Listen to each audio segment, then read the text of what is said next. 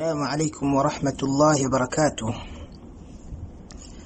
الحمد لله الذي أرسل رسوله بالهدى ودين الحق ليظهره على الدين كله وكفى بالله شهيدا، وأشهد أن لا إله إلا الله وحده لا شريك له إقرارا به وتوحيدا، وأشهد أن محمدا عبده ورسوله صلى الله عليه وسلم وعلى آله وصحبه وسلم تسليما مزيدا. أما بعد، ishimwe n'ikuzo n'ibya Allah subhanahu wa ta'ala, amahoro n'imigisha n'ibisakare kuwasozereje intumwa n'abahanuzi Muhammad sallallahu alayhi wa sallam, we nabiwe n'abasangira ngendo be n'abamukurikiye n'abazagerageza gutera ikirenge muke,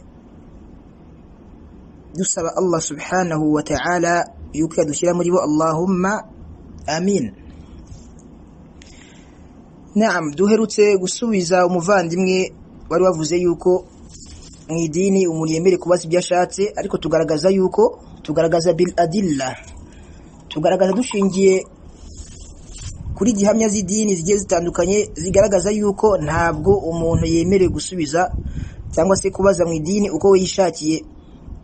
Yego, Allah subhanahu wa ta'ala yadutegetse kubaza mu idini, iryo ni itegeko, kandi no kubaza umuntu ashaka kumenya afite umugambi mwiza wo kumenya, iyo ni ibada. Muri ibada dutegekwa mu idini hakaba hari n'ibindi bibazo Allah subhanahu wa ta'ala yatuje kubaza. Umuvandimwe twaramusubije, walillahi alhamdu, dusaba yuko Allah subhanahu wa ta'ala yaduha gusobanukirwa no gushyira mu bikorwa ibyo twasobanukiwe.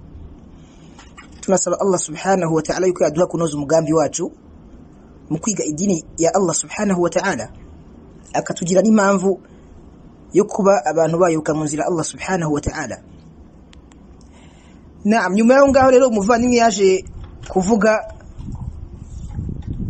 abeshyira abasangendo b'intumwa y'Imana sallallahu alayhi wa sallama, Abu Bakr as-Siddiq hamwe na Umar ibn al-Khattab radiyallahu anhuma, ababeshyira yuko batwitse hadithi 500. Avuga ko Abu Bakr radiyallahu anhu yatwitse hadithi 500, na Umar nawe atwika izindi 500. Tumusabye aho byanditse abizane musnadan, abizane bifite uruherekane, bifite aho biturutse, agenda aduha maraji, agenda aduha reference z'ibitabo yagiye asoma, kandi sinkeka ko yanabisomye. Ni kwa kundi abashekhi babo bayobye bagenda bafata ubuce babushyira ahantu mu bitabo, barangiza bakabyandika mu Kinyarwanda bakajya kubeshya abantu yuko ngo Abu Bakr yatwitse hadithi 500, Umar atwika hadithi 500. Kubw'ibyo rero uyu munsi insha Allah turafata akanya ko gusubiza umuvandimwe wacu, tumugaragariza yuko izo maraji agiye atanga harimo amakosa, yagiye asobanukirwa amakosa muri ayo mateka ye. Kubera ko kenshi usanga bano bavandimwe b'abashia bakunze kugenda bitwaza amateka cyane na sira intumwa y'Imana sallallahu alayhi wa sallama al-muharrafa, amateka yagoretswe bakayahindura, ugasanga niyo bagenda bigisha abantu, bagenda bahugisha abantu babigisha sira ipfuye itariyo, banduza izina ry'abasangendo b'intumwa y'Imana sallallahu alayhi wa sallam, banangiza icyubahiro cy'abasangendo b'intumwa y'Imana sallallahu alayhi wa sallam. Nukuvuga rero no kwigisha, n'umuntu ushaka kwigisha ntabwo ahera ku mateka, nta nubwo ahera mu guhugisha abantu ku mateka apfuye. Umuntu agomba kubahera kwigisha Imana yabo bakayisobanukirwa, bakamenya intumwa y'Imana sallallahu alayhi wa sallam, bakamenya n'idini ya Islamu bashingiye kuri gihamya. Icyo ni cyo umuntu agakwiye guheraho, naho kuba wafata abantu ugatangira kubigisha amateka anapfuye, imma li jahlika, cyangwa se bikaba biterwa no kubutazi kwawe, au li qillati ilm, cyangwa se kubera ubumenyi bwawe bukeya, ugasanga ugiye gukora iki, ugiye gukora amakosa. Kandi ibyo ngibyo n'amakosa akomeye cyane ku munsi mbere ko nazayibazwa, nkuko Shaykhul Islam abivuga yuko nkuko umuntu atemerewe kugira icyo yemeza mu idini keretse bi'ilmin, keretse afite ubumenyi, ni nako atemerewe kuba yagira icyo hakana keretse afite ubumenyi. Anavuga yuko wa wundi ukora ibintu kijije mu idini, kawe nubwo yabikora nkuko biri, uwo ngo akomeza kubona icyaha kubera ko n'ubundi yabikoze kijije, yabikoze jahlan. Kandi Allah subhanahu wa ta'ala dhamma al-jahla wa ahlihi, Allah subhanahu wa ta'ala yanenze ubujiji, anengana ba nyirabwo. Nukuvuga rero al-jahlu ni madhmum. Ubujiji mu idini niki ni bubi, ntabwo ari bwiza. Kubw'ibyo rero turasubiza umuvandimwe wacu, turashyiramo ijwi rye nkuko bisanzwe, avuga izo maraji, avuga izo reference yagiye avuga zaho tugenda dusanga muri ibyo bitabo, hanyuma ariko dukwinjire muri ibyo bitabo nafsul kutub, twinjire muri bya bitabo yavuze, tugende dukuramo iki, dukuramo shubhatan biidhnillah, tugende dukuramo urujijo kurundi ku bushobozi bw'Imana. Kandi nuko turi gusubiza gutyo umuvandimwe, wala nadda'i ilma, ntabwo twigambye yuko turabamenyi, suko nguko, ahubwo gake Allah subhanahu wa ta'ala yaduhaye, turi kugerageza gukora iki, kwagaragaza no kugaragaza inzira nyayo umuntu akwiye kuba yakurikira. Ejo nejo bundi umuntu tutazitana ku munsi meruka ngo uyu nguyu Imana urabona ngewe yambuye ndi mu buyobe ntiyakora iki, ntiyanyobora. Inwa Imana sallallahu alayhi wasallam iravuga iti ad-dinu nasiha, idini kugira inama, nukwereza idini, ukwereza iki, nukwereza umusilamu akereza ubushuti n'umugambi we mwiza ku muvandimwe mugenzi we, ntamuhemukire, ntamubeshye. Ni kuvuga rero idini nasiha no kugira inama no kwerezanya hagati yacu, umuntu akaba yagira neza mugenzi we, ntamubeshye, ntanamushuke. Kubw'ibyo rero icyo tugiye kuba twakora, kubera ko umuntu nabeshya bagenzi be akabayobya, uwo ngo ku munsi mwiruka azafite ibibazo bikomeye cyane. Allah turinde kuba muri abo ngabo, dusaba yuko Allah yatuyobora akayobora n'uriya muvandimwe uri kugenda avuga amateka mu buryo atazi.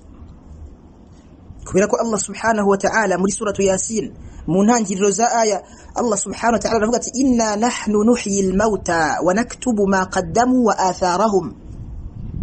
Allah aravuga ati mu byukuri twe tuzazura abapfu, niko tuzazura abapfuye ku munsi meruka, wa naktubu ma qaddamu, kandi twanditse ibyo bakoze ku mubuzima bwano kuri isi, wa atharahum, nibyo basize, ni kuvuga ibyo umuntu yakoze Allah arabyanditse, nibyo umuntu asigaye yarakoze atharize, ibyo asize akoze Allah subhanahu wa ta'ala arabyandika. Ni kuvuga rero in khairan fa khairan, iyo ari byiza akoze, yarasize umuco mwiza, yarasize sunna nziza no kuri isi, Allah subhanahu wa ta'ala arimwandikira ikanahoraho, nkuko twabibwiye mu yindi hadithi yuko iyo umuntu akoze igikorwa gihoraho, sadaqatun jariya n'ibindi, akomeza kwandikirwa kabone ubwo nyuma kabone ubwo yabamaze gupfa, akomeza kwandikirwa ibihembo byiza. Niyo asize bibi wal iyadhu billah, Allah biturinde, asize ayobeje abantu akabasiga abatanishije, bikomeza nayo kwandikwa muri konte y'ibibi. Dusaba Allah subhanahu wa ta'ala yaturinda kuba muri itsinda rya kabiri. Kubw'ibyo rero umuvandimwe turashyiramo ijwi rye, hanyuma tugire tumukurikirana akantu ku kandi insha Allah. Aqulu musta'inan billah, mvuze niyambaje Allah subhanahu wa ta'ala. Dutangiye gukurikirana umuvandimwe. السلام عليكم ورحمة الله وبركاته. الحمد لله رب العالمين وبه نستعين، والصلاة والسلام على المبعوث رحمة للعالمين، ناصر المظلومين وحبيب المساكين محمد صلى الله عليه وسلم وآله وصحبه وسلم أجمعين. وبandimwe Ismail, banje kukwisegura kuba narakoresheje izina Mahuku, ariko icyabinteye nashatse kugira ngo banze wumve ko nkuzi kwa undani, niko abaswahili bavuga. Naam, naho kuba waranyise Mahuku ngo kugira ngo nyeye ko unzi, ndacyashimangira yuko umuvandimwe ntabwo anzi, nta nubwo twize tunakurana, ahubwo iryo zina niryo yihimbiye gusa, ngewe ntago twize duhurira ngo tumenyane, cyangwa se mu buto bwacu ngo tumenyane. Icyo ni icyambere. Nuko nkuzi no mu bwana bwawe, kandi twatuzina twakera abantu bajyaga bita abana tw'utubyiniriro bakiri batoya. Utwo tuzina ntitwabura twaduhari, ariko mu mazina nigeze nitwa mu buto bwanjye, ntabwo nigeze nitwa Mahuku. Umuvandimwe rwose yihangane, ntabwo nigeze nitwa Mahuku mu buto bwanjye. Ngo urashobora kuba utakirigitwa kubera ko wamaze kuba umugabo, ntabwo yaba ari igitangaza. Abantu benshi bashaka kuba bakuzi ku izina rya Ismail, iryo ngiryo tubyiniriro bakaba batarizi. Ndagira ngo maze nkubwire ko rwose kuba naravuze ko Abubakar yatwitse hadithi na Omari ntabwo bisobanura yuko ntemera hadithi, no kuba wenda ku magambo navuze ntarigeze mvuga kuri hadithi wavuze, nuko ntabwo nigeze ninjira muri mujadala ngo nanjye njye gushungura akantu ku kandi nkuko wari wabigenje. Hoya, nashatse kugira ngo ngusubize gusa mu ncamakeya, ariko ntabwo bivuga kuba ntaragiye mfata nanjye akantu kamwe, hadithi wavuze, ijambo wavuze ndiyungura ndisubiramo, ntabwo bisobanura yuko ntemera hadithi.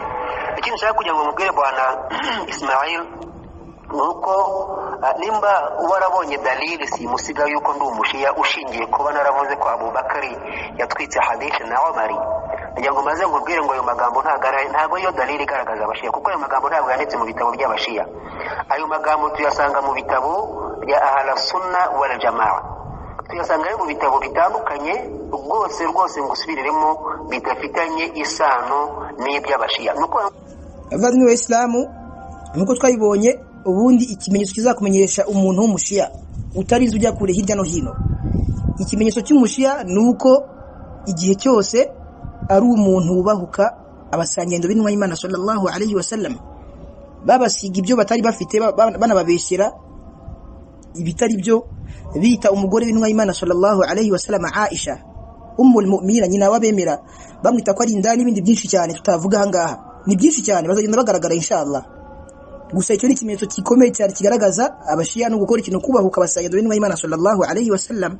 Nimba dalili simusiga au wavuze umusahaba wenda kamuvuga binyuranye nuko umusifu nuko muvuga, nibyo bitabo bya ahlus sunna wal jamaa ari kuvuga, turaza kubyinjiramo, twinjire hahandi dusome hahandi yasomye, turebe ese uko nibyo, kuko n'ikindi kintu abayisilamu tugomba kwitondera.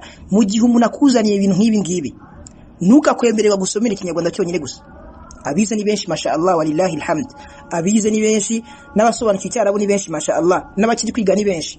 Rero mu gihe umuntu akuzaniye amateka nk'aya ngaya, ajye ayasoma mu cyarabu, anayasobanure kugira ngo hatagira icyo yongeramo n'icyo agabanya. Mbere dalili igaragaza ko ari umushiya, ubwo abashiya ba mbere rero baba ari abamenyi banditse ibitabo bya Bukhari, baba ari abamenyi banditse ibitabo bitandukanye bivuga kuri tarikh cyangwa ku mateka y'abayisilamu. Ntabwo nshaka kugira ngo ninjire muri ibyo cyane, ahubwo ngo manze ngo wenda reference zigituma navuze ko Abubakari yatwitse hadith, kandi sinjye wabivuze, byavuzwe n'abamenyi bambanjirije, kuko ngewe Abubakari abaho sinari mpari, ngira ngo hashize imyaka isaga 1,000 Abubakari yaritabye Imana, na Umar sinari mpari. Ngira ibyo mvuga n'ibyo soma mu bitabo, kandi bitari by'abashiya muvandimwe, kuko ngiye kuguha reference, nta na reference n'imwe yo mu gitabo cy'abashiya nibwigere nguha, ndaguha ibitabo by'abayisilamu b'abasuni, kuko numva uvuga ko ahla sunna wal jamaa cyane, ngira ngo ibitabo by'abamenyi bawe bagukuriye unagenderaho unemera, byemeza yuko Abubakari na Umar batwitse hadithi. Naam, dukurikiye rero umuvandimwe neza aduha ibyo bitabo inshallah.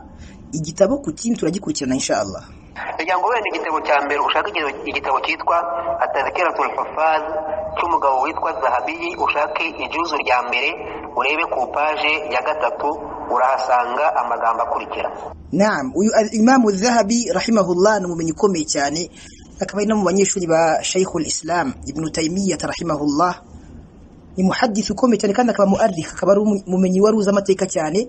Reka dukurikire neza icyo gitabo, turaza kukijyamo turebe ese uko ibyo umuvandimwe yavuze nibyo cyangwa se sibyo, aho yongeye ni hehe, aho yavuze ibiri byo ni hehe, naho yagiye avuga ibitari byo ni hehe. Naam, ubwo Abubakar Siddiq radiyallahu anhu akimara gufata ubuyobozi nyuma y'urupfu rw'intumwa y'Imana Muhammadin sallallahu alaihi wasallam, yasumiye abayisilamu khutba ndende. Muri iyo khutba arababwira ati, nzi neza ntashidikanya yuko mufite hadithi mwakiriye ku ntumwa y'Imana Muhammadin sallallahu alaihi wasallam, kandi ikintu gitangaje ntabwo muzivugaho rumwe. Ati kugeza ubu nkaba mfite impungenge z'uko abantu bazaza nyuma yanyu bashobora kuzanyuranya cyane no kutazavuga rumwe kuri hadithi zakiriwe ku ntumwa y'Imana Muhammadin sallallahu alaihi wasallam. Aravuga ati kuva ubu rero ndategetse ngo ntimuzongere kuzajya muvuga hadithi hagati yanyu mwakiriye ku ntumwa y'Imana Muhammadin sallallahu alaihi wasallam, uzajya agira icyo babaze wese mujye mumubwira muti hagati yacu harimo Qur'ani kandi iraduhagije, muzajye muhalalisha icyo Qur'ani halalisha, munaharamishe icyo Qur'ani iharamisha. Iki gitabo cyanditsemo iyi hadithi ntabwo ari icy'umushiya, ni igitabo cya Tadhkiratul Huffaz ijuzu rya mbere ku page ya 3, cyanditswe n'umugabo witwa Az-Zahabi. Naam, kumvisha icyo umuvandimwe amaze kuvuga, tugiye kureba ese koko ibavuze muri Tadhkiratul Huffaz ya al-Imam Az-Zahabi rahimahullah, ni ijuzu rya mbere volume ya mbere ku rupapuro rwa 3. Ese ibyo ngibyo yavuze nibyo koko? Dukurikira umuvandimwe. Naam, muri Tadhkiratul Huffaz ni ijuzu rya mbere ku rupapuro rwa 3, al-Imam al-Dhahabi rahimahullah aravuze ati ikindi nuko turi buhere turahera ku rupapuro rwa kabiri tujya ku rwa gatatu kugira ngo dusome neza ibintu tubyumve. Al-Imam al-Dhahabi yaravuze ati ni mu muryango wa Abu Bakr as-Siddiq handitseho rimwe Abu Bakr as-Siddiq radiyallahu anhu. Al-Imam al-Dhahabi aravuga ati wa min marasil ibn Abi Mulaika anna as-Siddiq jama'a an-nasi ba'da wafati nabiyihim faqala innakum تحدثون عن رسول الله صلى الله عليه وسلم أحاديث تختلفون فيها. وأبو بكر رضي الله عنه يرفزتي muri marasil ni imvugo nikigaragaza ko imvugo ari dhaif kuko muri za mursal iri muri uyu nguyu Ibn Abi Mulaika ntabwo yigeze akora iki, ntabwo yigeze agira ikindi, ntabwo yigeze agira kuri Abu Bakr. Rero iri ni marasil ni muri za mvugo za dhaif ni cyambere kwanza birasa ko umuvandimwe yegera iki namubwiye yegera muhadisi baramubwira byinshi cyane. Ni kuvuga imvugo iri mursal ni ya mvugo ushobora kumva mutabiina umwe bakurikiye abasanyendo b'intumwa y'Imana sallallahu alayhi wasallam avuga yuko intumwa y'Imana yavuze nta musangiranye ndavuze hagati aho ngaho, icyo gihe bari mursal iyo mvugo ntabwo iri sahihi paka tubonye aho umutabiina avuga yuko ngo numvise umusangiranye ndambwira yuko intumwa y'Imana yavuze aho ngano bere sahihi. Naho iyo musangiranye ndakubwira ati iyo umutabiina akubwiye ngo intumwa y'Imana yaravuze nakubwira umusangiranye ndo yakuyeho iyo mvugo, icyo gihe iyo mvugo bari dhaifu. Rero aravuga ati al-Dhahabi ngo no muri marasil za Ibn Abi Mulaika yavuze yuko Abu Bakr as-Siddiq yakusanyije abantu nyuma intumwa y'Imana sallallahu alayhi wasallam maze gupfa. Aravuga ati mu byukuri mwebwe mugenda muvuga hadithi ku ntumwa y'Imana sallallahu alayhi wasallam, mugenda muvuga hadithi nyinshi ku ntumwa y'Imana sallallahu alayhi wasallam takhtalifuna fiha, izo hadithi mugenda muzitandukanaho. Ngo wanasu ba'dakum ashaddu ikhtilafan, ngo kandi nabazaza nyuma yanyu bazatandukana birenze ko mwebwe mutandukana kuri izo hadithi. فلا تحدثوا عن رسول الله صلى الله عليه وسلم شيئا muramenye nimukavuge nimugatange hadithi muvuga ku ntumwa y'Imana sallallahu alayhi wasallam kucyaricyo cyose. faman sa'alakum uzagira icyababaza faqulu muzamubwira tuzagira icyababaza mbega bisobanuye muri hadithi muzamubwira uti faqulu bainana wa bainakum kitabullahi, hagati yacu namwe hari igitabo cy'Imana. fastahillu halalahu muje muzirura ibiziruwe muri Qur'ani, mbega muje muhalalisha ibiri halali muri Qur'ani. wa harimu haramahu munaziririze ibyazijwe muri Qur'ani. kugeza hangaho umuvandimwe dusanga turi kumwe nawe nubwo hari akantu yasimbutse min marasil ntabwo yigeze yivuga. Al-Imam al-Dhahabi kuri yo page ya gatatu ariyo tukiriho arakomeza aravuga ati فهذا المرسل يدلك أن مراد الصديق التثبت في الأخبار والتحري لا سد باب الرواية. الإمام الذهبي رفقتي مري حديث المرسل مري المرسل itari sahihi irakugaragariza yuko muradu Siddiq yuko icyo Siddiq yaragamije icyo Abu Bakar yaragamije kubwira abantu ayo magambo ni at-tathabbutu fil akhbar, ni umuntu kwemeza ku nkuru hawe no kuri hadithi hawe akemeza ko ari ukuri. Watahari no ku muntu yakwigengesera akareba niba hadithi yawe ari ukuri. La sadda babi riwaya, ntabwo Abu Bakar yavuze ayo magambo kugira ngo afunge umuryango wari wenga abantu bazonge kuvuga hadithi z'intumwa y'Imana sallallahu alayhi wasallam. الإمام الذهبي رحمه الله رفقتي ألا تراه لما نزل به أمر الجدة ولم يجده في الكتاب كيف سأل عنه في السنة فلما أخبره الثقة ما اكتفى حتى استظهر بثقة آخر ولم يقل حسبنا كتاب الله كما تقوله الخوارج. الإمام الذهبي رفقتي ntabwo Abu Bakar agamije ko kigufunga umuryango wa riwaya ngo se ntabwo ubona ala tarahu ese ntabwo ubona Abu Bakar igihe haje ikibazo cya nyogokuru muri Islam. Nukuvuga muri Islam abantu bafite uburyo Allah subhanahu wa ta'ala yagiye bapangira uburyo kuzungura. Rero amaze guhura n'ikibazo cya amrul jadda, umukecuru umwe yaraje ari nyogokuru umwana wapfuye azi gusaba izungura rye, umwuzukuru wanjye yapfuye ndashaka izungura ryanjye riri hehe muri Qur'ani. Rero ngo lamma nazala bihi amrul jadda, amaze guhura n'icyo kintu cya jadda, amaze guhura mbega n'ikintu cyangwa se n'izungura ry'uriya mukecuru wari nyogokuru umwana, walam yajidu fi kitabillah, nukuvuga Abu Bakr radiyallahu anhu kuya kuri khalifatul muslimin, abantu bamuzaniraga ibibazo bamuzanye masail baje kumubaza nka khalifa w'abasilamu. Haza umukecuru aza kumubwira ngenda shaka izungura ryanjye, ngo walam yajidu fi kitab, ubwo atasanze iryo zungura muri Qur'ani kaifa sa'ala anhu fi sunna isa ntabwo ubona uburyo intumwa y'Imana uburyo Abu Bakr yabajije niba iyo mvugo yayibona muri sunna muri hadithi intumwa y'Imana sallallahu alayhi wasallam rero ngo falamma akhbarahu thika Abu Bakr amaze kubwirwa hadithi n'umuntu uri thika n'umusohaba wizewe maktafa ntabwo yagarukiye kuri uwo musohaba gusa ntabwo yahagijwe n'uwo musohaba bamubwiye nkuru hatta stawhara bi thikatin akhar yahaye imbaraga yahesheje imbaraga iyo hadithi n'uwundi musohaba wundi n'uwundi muntu wizewe wundi walam yakul ntigeze avuga ati ngo duhagijwe n'igitabo cy'Imana nkuko abakhawarije babivuga nukuvuga rero Abu Bakr avuga ayo magambo ntabwo yavuze kugira ngo afunge umuryango wa riwaya ahubwo yabivuze kugira ngo abantu bagire atathabut bemeze neza ese iyi mvugo duhawe n'ukuri ari nabwo umuntu yaje kumubwira uburyo izungura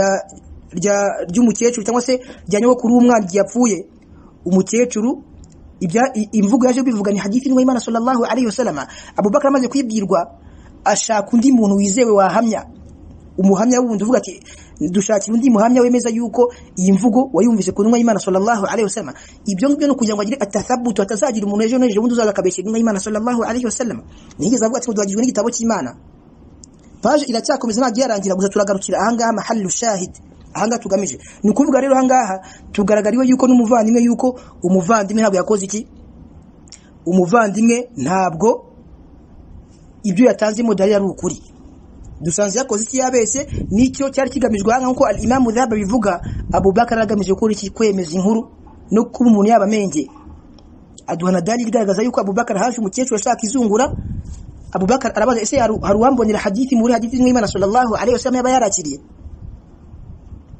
amaze kubwirwa iyo hadithi ashaka undi muntu ushimangira kugira ngo yemeze icyo kintu bibera isomo n'abandi bahari ejo n'ejo bundi atazagira umuntu uzakabeshyirwa y'Imana sallallahu alayhi wasallam ibitavuze ahanga ndakeka shubha mbere y'umuvandimwe ivuyemo urujiro rwa mbere umuvandimwe yari yashyizemo abantu n'ababa bararugize babibonereho yuko umuvandimwe ahanga aya mateka yafashe igice areka ikindi aya mateka yafashe igice areka ikindi ni kuvuga rero afite benshi amaze kuyobya kuri iyi mvugo umuntu wese iki kintu ijwi ribugereho atinye Allah subhanahu wa ta'ala kandi abe munsifan akoresha ubutabera ejo n'ejo bundi atazabazwa imbere Allah subhanahu wa ta'ala akabura ibyo asubiza ni kuvuga rero umuvandimwe dusanze yuko yakoze iki yafashe amateka yafata nabi ikindi afata igice anagisobanura nabi ntiyagisoma nkuko al-Imam Dhahabi rahimahullah bivuze muri Tadhkiratul Huffaz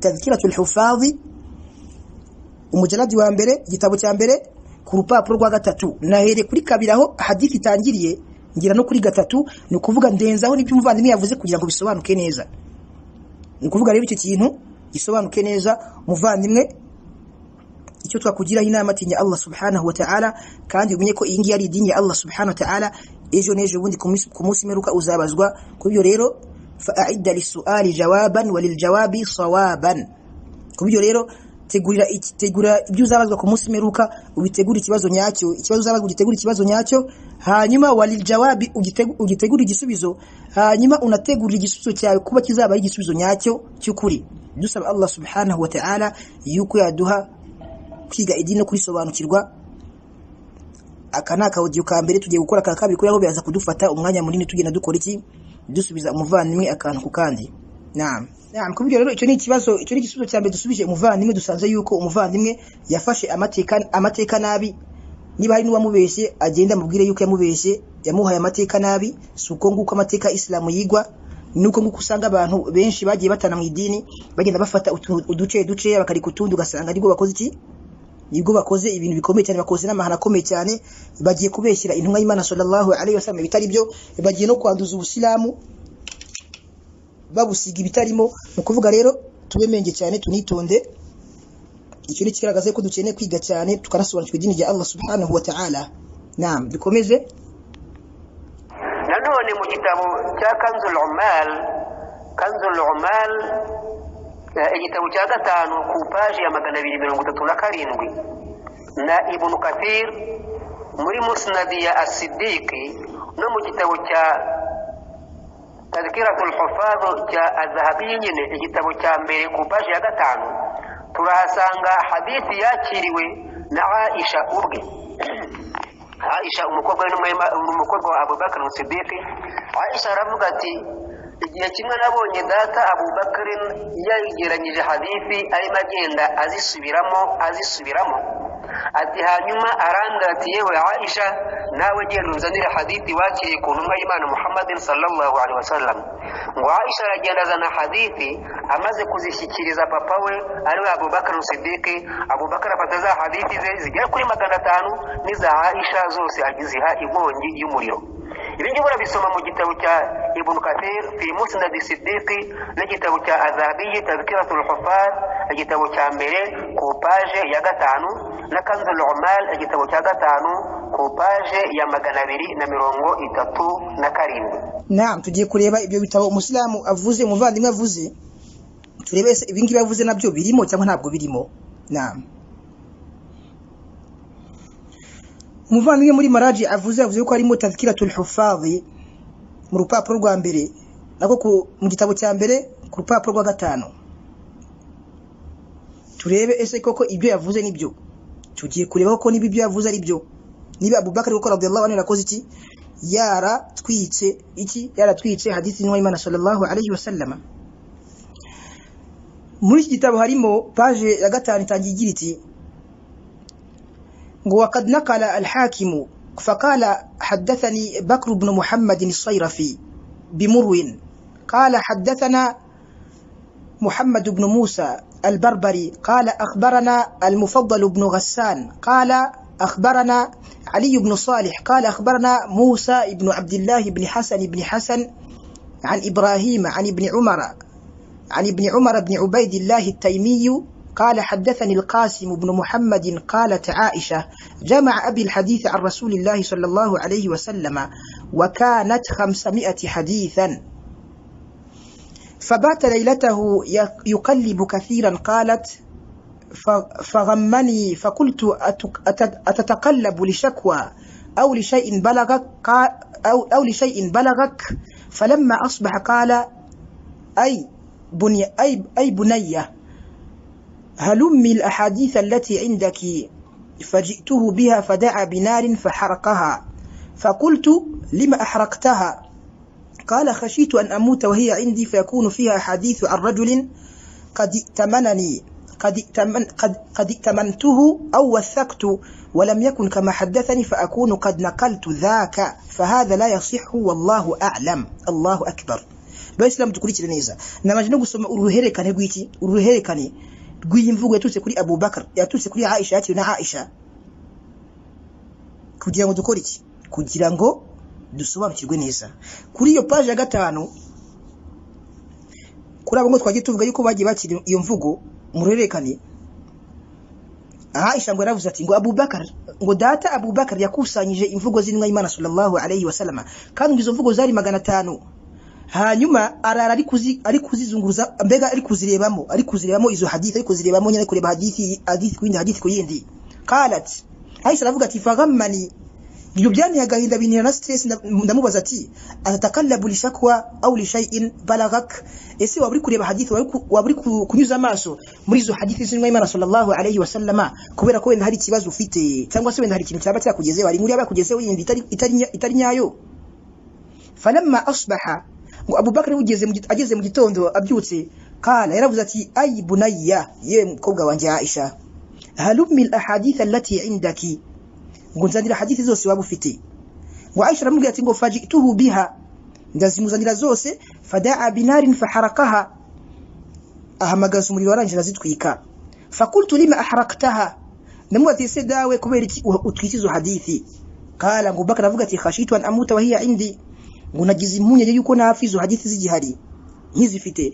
Ngo fayakunu fiha ahadithu an rajulin qad tamantuhu wa wathaqtu walam yakun kama hadathani, ngo impunye nyefite nuko nafa izo hadithi ziri wanje narazakiriye ku muntu nizeye, nkamugira thika, nkamugira ikizere, kandi ibintu bitameze nkuko namwizeyeho, mbega akaba yaramaye inkuru naramwizeye kandi bitameze ibyo yambwiye atari uko bimeze.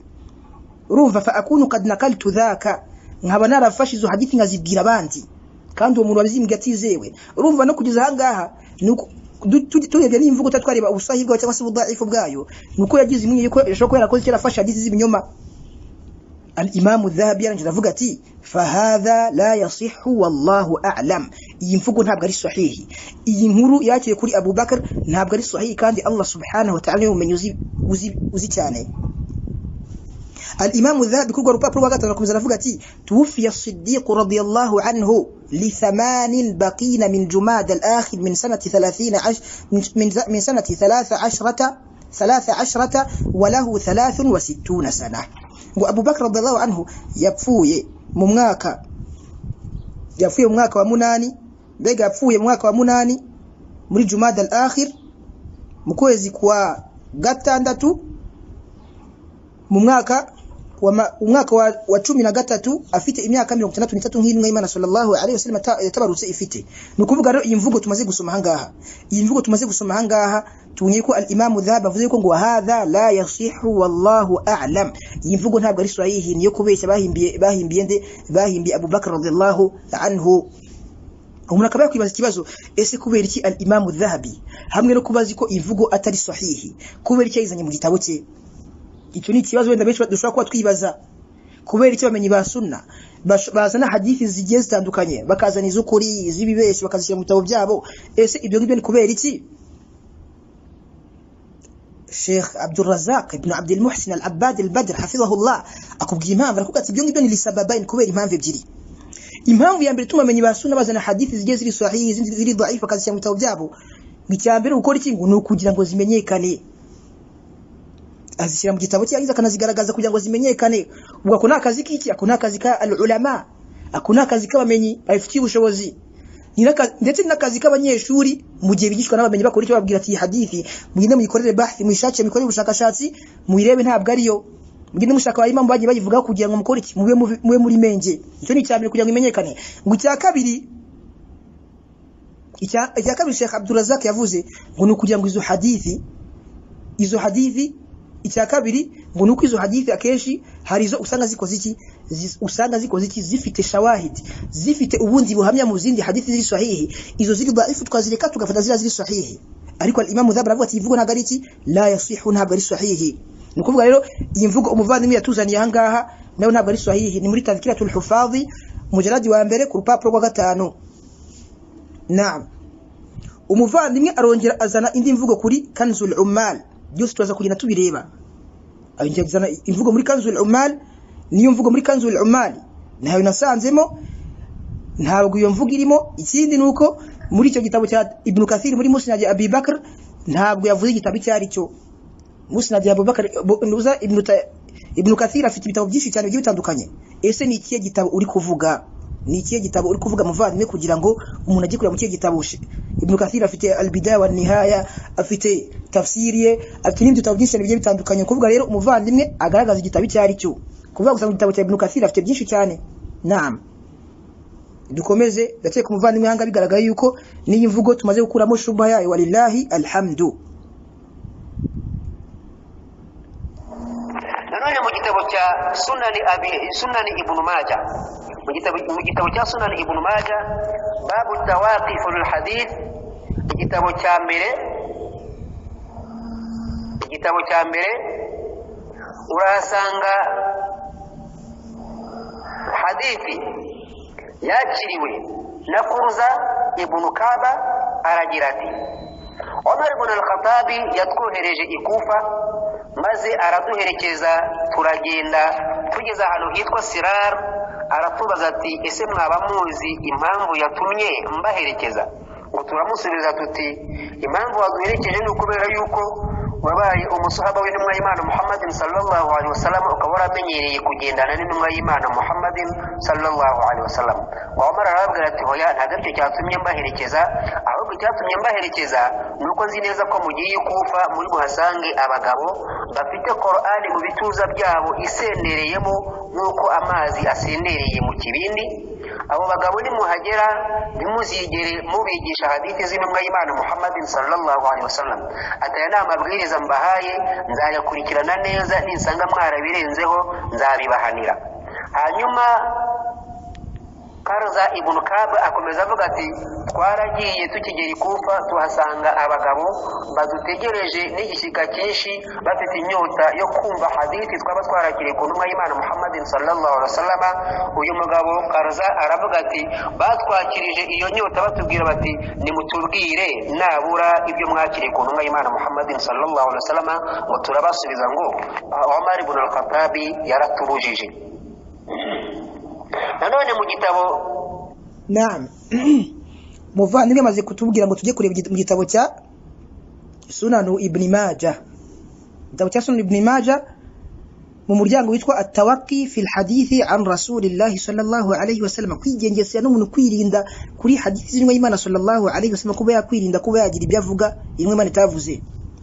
Tugiye gusoma iyo mvugo, tunasome na sharh, dusome n'ubusobanuro bw'iyo hadithi amenye bayisobanuyeho. Uwasobanura igitabo cya Ibn Majah ese niki yavuze kuri iyo hadithi bisobanuye gute, naho umuvandimwe yongeremo tubaza kuhabona. Kuturuse an Qaradha ibn Ka'b, yavuze kuruza ariko ni Qaradha, an Qaradha ibn Ka'b qala بعثنا عمر بن الخطاب إلى الكوفة وشيعنا فمشى معنا إلى موضع يقال له صرار، فقال أتدرون لما مشيت معكم؟ قال قلنا لحق صحبة رسول الله صلى الله عليه وسلم ولحق الأنصار. قال لكني مشيت معكم لحديث أردت أن أحدثكم به، فأردت أن تحفظوه لممشاي معكم، إنكم تقدمون على قوم للقرآن في صدورهم هزيز كهزيز المرجل،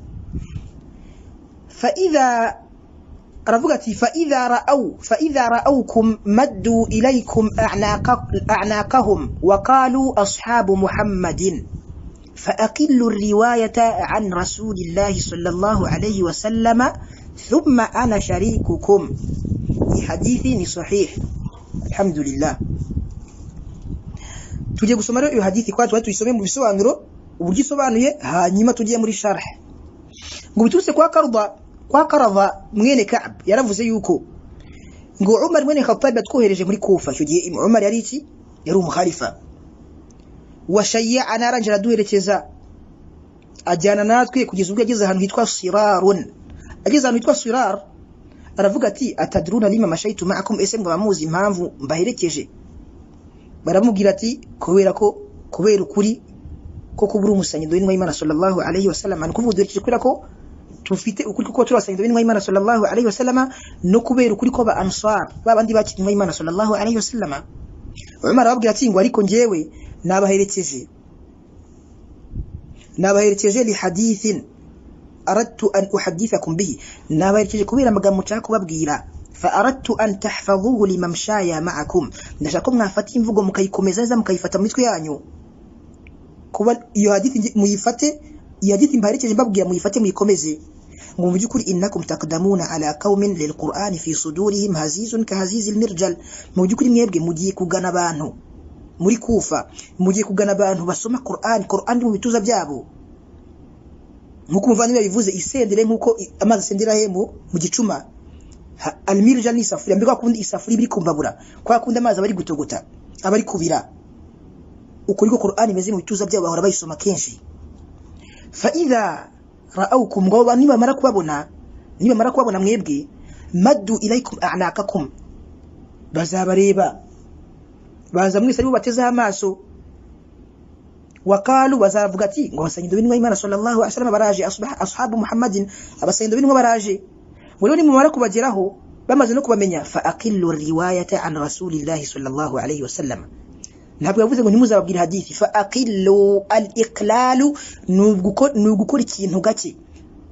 Fa aqillu, muzagabanye gukora iki? Muzagabanye kubabwira imvugo ziturutse ku ntumwa y'Imana sallallahu alayhi wasallam. Ntabwo yababuje burundu, muzagabanye. Aqillu, n'abasheke bazi cyara baraza kudufasha.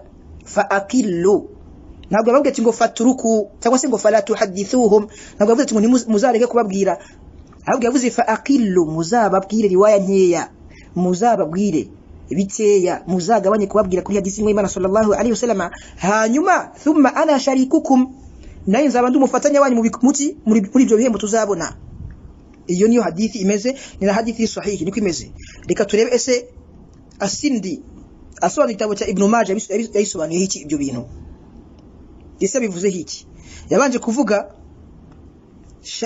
shayya'ana Umar yaraduherekeje bisobanuye mashama'ana yajyanye natwe sirar ijambo sirar abantu bari bageze fil qamus kitab mawdi'in qurba al-madina iyo sirar na ahantu hafi ya Madina gisoka Madina gatoya naho ijambo hazizun al-hazizu aravuga ati as-sautu Qur'ani mu bituza byabo ifitijwe iki ifitijwe nk'iryamazi bari gutogota abari kubira abari kubira musafuriya المرجل بكسر الميم إناء يغلى فيه الماء سواء كان من نحاس أو غيره وله صوت عند غليان الماء فيه وفي بعض النسخ النحل وهو ذباب العسل والمراد به إقبال على قراءة القرآن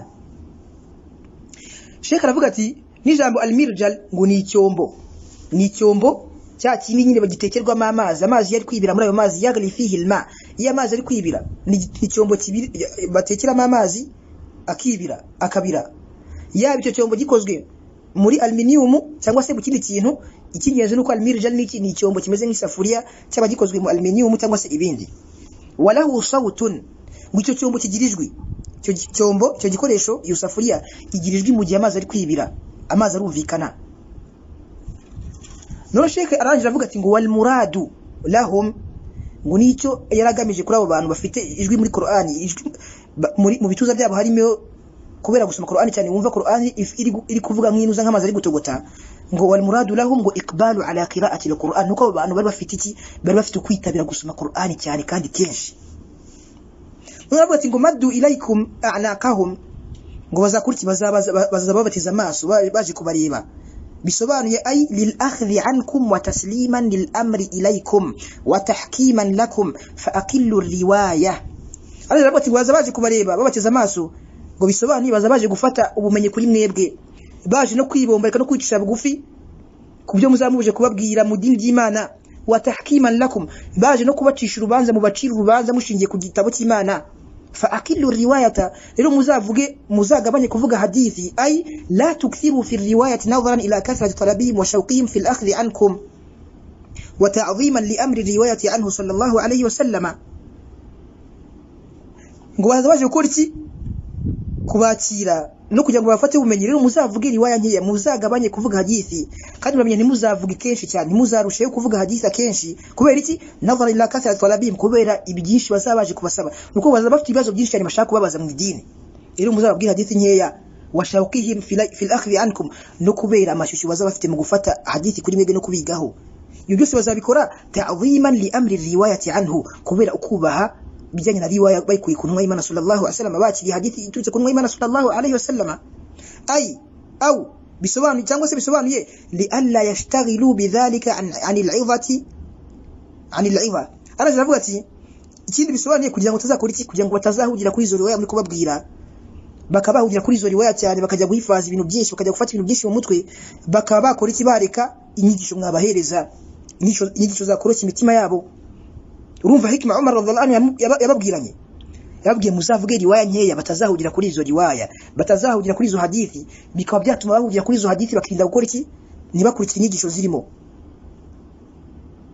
aranje aravuga ati ngo wa ana sharikukum nayingamba ndumufatanya wanyu mu bihembo ay fil ajri bisababi annahu dallu al-ba'ithu ala al-khair wa adh-dhahir anna al-hadith min afrad al-musannif Sheikh aranje aravuga ati kuba Umar avuga ati mugende umufatanya wanyu nje kwifatikanya namwe mu bihembo kubera ko ningiye ukoze iki ninge ubaganishe kuri iki kintu ntakibabwiyeho unabagaragarije ibyiza nkuko tubizi yuko adalu ala alkhairi kafa'ilihi mwidini ko uyoboye abantu kubyiza akabaganisha kubyiza bameze nk'uwagikoze abari umufatanya wabo iki abari umufatanya wabo muki muri ibyo bihembo kubw'ibyo rero ahangaha dukoze iki tubonye ibisobanuro by'imvugo nibyo Umar yaragamije ntabwo yababwiye ngo muzareke riwaya muzareke kubabwira hadith ngo fa aqillu muzagabanye kubabwira hadith z'intumwa y'Imana sallallahu alaihi wasallam batazazihugiraho bakareka inyigisho rero birasobanutse neza iyi ni audio ya kabiri